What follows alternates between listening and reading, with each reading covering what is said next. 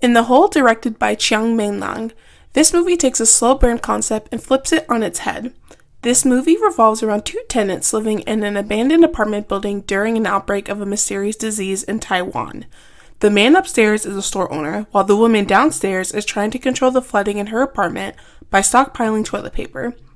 This film deals with the claustrophobic and lonely aspect of living by yourself during an event that causes evacuation. What makes this film interesting is that there are musical numbers scattered throughout the film to represent the characters and their thoughts. The second sequence in particular, it has a film style that provides a pop of color in the film overall. It is shot like a standard movie musical number with spotlights and backup dancers.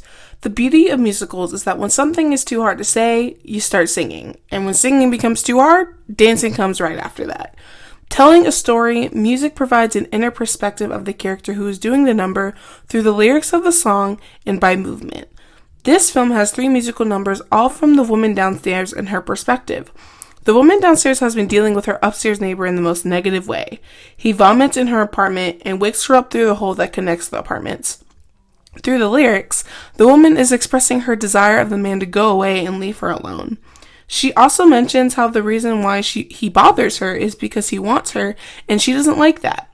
The woman has no one to speak to, so she sings to the viewer because music appeals to everyone, so that's the only way she can be heard.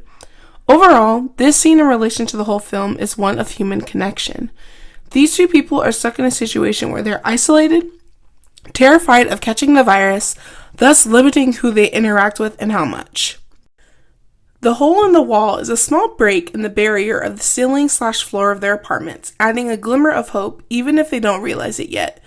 This is changed by the end when the man upstairs offers a cup to the woman downstairs, thus creating that human connection.